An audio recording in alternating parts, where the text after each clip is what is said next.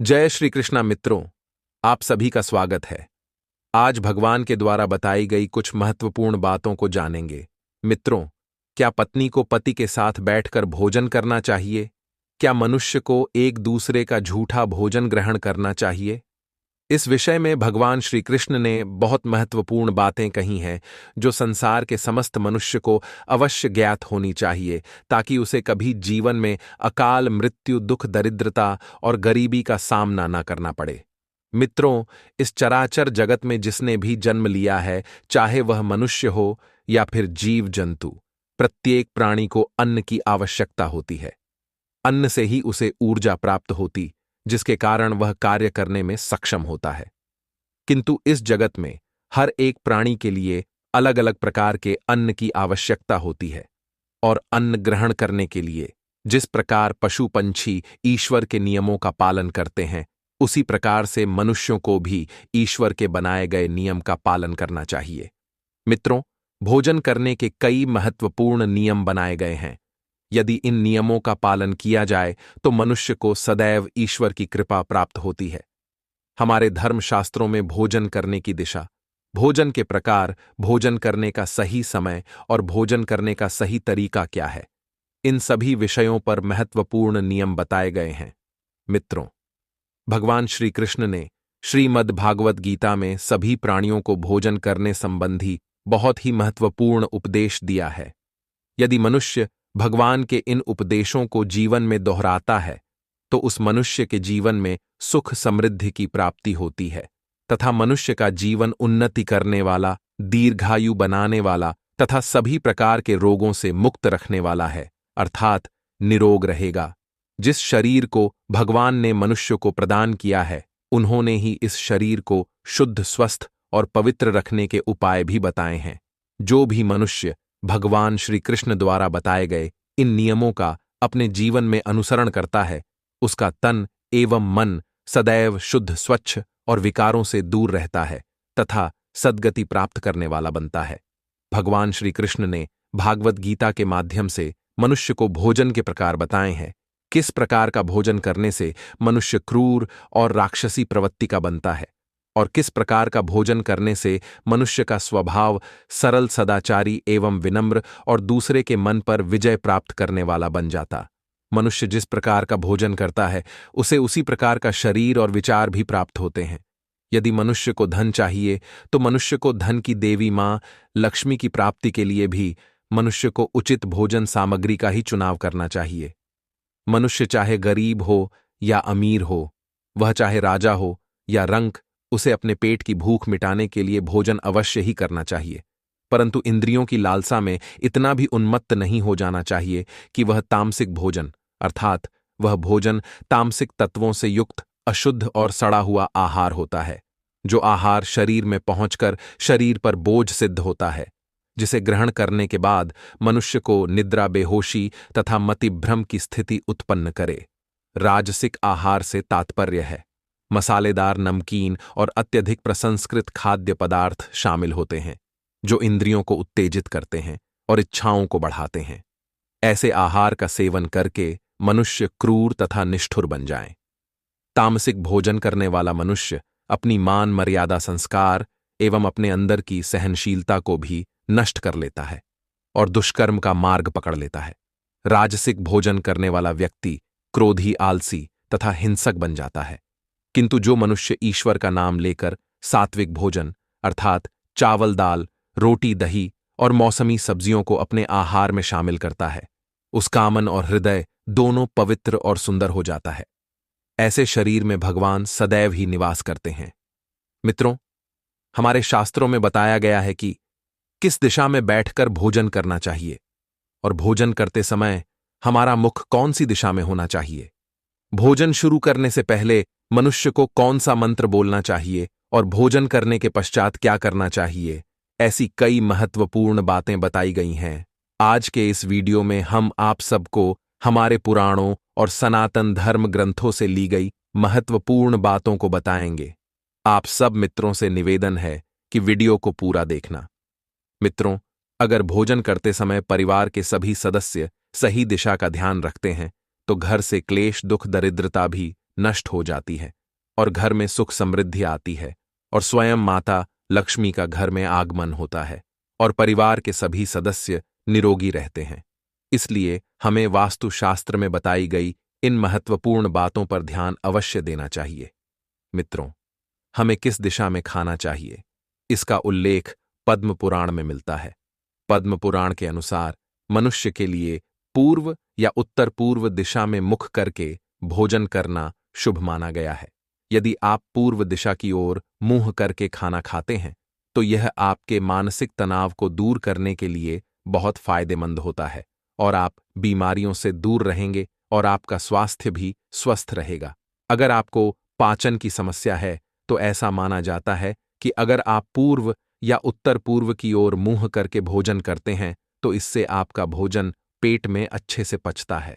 वहीं पूर्व दिशा की ओर मुंह करके भोजन करते हैं तो आप लंबे समय तक जीवित रहते हैं।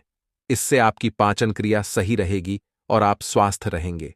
इन सब के अलावा मनुष्य को भोजन शुरू करने से पहले थोड़ा सा अन्न अपनी थाली से निकालकर भूमि पर रखना चाहिए ताकि देवी देवता, पशु पक्षी तथा प्रेत पिशाच जो अपने कर्मों के बंधन से बंधे हुए हैं उन सभी को अन्न की प्राप्ति हो। यदि भोजन करते समय घर में कोई अतिथि आ जाए तो उसका स्वागत सत्कार करें और उसे उसका उचित आसन देकर बैठाए। फिर उसे श्रद्धा पूर्वक भोजन ग्रहण करने के लिए बोले और भोजन ग्रहण करने के बाद ही उसे विदा करें, क्योंकि जिसके घर में अतिथि का सत्कार नहीं होता है और यदि अतिथि उसके घर से निराश होकर लौट जाता है तो अतिथि उसके घर में अपने पाप देकर जाता है और उसके शुभ कर्मों को ले जाता है। आगे श्री कृष्ण कहते हैं, मनुष्य को घर में रहने वाली गर्भधारण की हुई स्त्री तथा वृद्ध को भोजन कराने के बाद ही भोजन करना चाहिए। इन सभी को भोजन कराए बिना जो स्वयं भोजन ग्रहण करता है उसका भोजन पापमय बन जाता है। ऐसा व्यक्ति नरक में ही जाता है और प्रत्येक मनुष्य को स्नान करने के बाद ही भोजन करना चाहिए, अन्यथा उसका भोजन मलभक्षण के समान खत्म हो जाता है। और जो व्यक्ति बालक एवं वृद्ध आदि के हिस्से का भोजन करता है उसका भोजन विष के समान हो जाता है। मनुष्य को कभी दुराचारी व्यक्ति द्वारा दिया गया अथवा दूसरों द्वारा अपमानित करके दिया गया भोजन कभी भी ग्रहण नहीं करना चाहिए। मनुष्य को हमेशा प्यार और आदर के साथ परोसा गया भोजन ग्रहण करना चाहिए। भोजन करते समय मनुष्य को एकाग्रचित होकर करना चाहिए। मनुष्य को सर्वप्रथम मीठा, फिर लवण और खट्टा और अंत में तीखे पदार्थ का सेवन करना चाहिए। भोजन ग्रहण करते समय मौन रहना चाहिए। ऐसा करने से व्यक्ति के सभी पाप कर्म नष्ट हो जाते हैं और भगवान की कृपा से उसे जीवन भर कभी धन की कमी महसूस नहीं होगी। मित्रों, वास्तुशास्त्र के अनुसार पूर्व दिशा में बैठकर भोजन करने से व्यक्ति रोगों से और मानसिक तनाव से मुक्त हो जाता है। बीमार बुजुर्गों को पूर्व की ओर मुख करके भोजन अवश्य करना चाहिए। इससे उनके स्वास्थ्य में सुधार होता है, क्योंकि पूर्व दिशा उगते हुए सूर्य की दिशा है और सूर्य देव बाल आरोग्य तथा दीर्घायु प्रदान करते हैं। ध्यान रहे मित्रों, दक्षिण दिशा की ओर मुख करके भोजन कभी ना करें, क्योंकि दक्षिण दिशा को खाना खाने के लिए सबसे अशुभ दिशा माना गया है। दक्षिण की दिशा यम की मानी जाती है। वास्तुशास्त्र के अनुसार इस दिशा में खाना खाने से व्यक्ति की उम्र घटती है और दुर्भाग्य भी बढ़ता है। शास्त्र के अनुसार टूटे फूटे बर्तनों में भोजन नहीं करना चाहिए, यह आपके दुर्भाग्य को निमंत्रण देता है। भोजन हमेशा स्वच्छ थाली में ही करना चाहिए। गंदी थाली में भोजन करने से जीवन में बीमारी आती है। पुराणों के अनुसार जो मनुष्य एकादशी के दिन मांस का सेवन करता है, माता लक्ष्मी उसके घर को छोड़कर चली जाती है। मनुष्य को थाली में उतना ही भोजन लेना चाहिए जितना कि वह ग्रहण कर सके। अनावश्यक भोजन लेकर उसे व्यर्थ ना करे। अगर कोई व्यक्ति साथ में भोजन कर रहा हो तो उसका भोजन समाप्त होने तक उठकर नहीं जाना चाहिए। इससे पितृदेव नाराज हो जाते हैं। भोजन करने के बाद थाली में हाथ धोना अनुचित माना गया है। थाली में हाथ धोने से हमारे अन्न देव का अपमान होता है। सबसे महत्वपूर्ण बात, ध्यान रहे कि व्यक्ति को बिस्तर पर बैठकर कभी भी भोजन नहीं करना चाहिए। ऐसा करने से व्यक्ति के चारों तरफ नकारात्मक ऊर्जा आती है और वह व्यक्ति कई प्रकार के रोगों से ग्रसित हो सकता है। भोजन केवल जमीन पर आसान बिछाकर उस पर बैठकर ही करना चाहिए। भोजन करते समय दिशाओं का ध्यान रखना बहुत अवश्य होता है।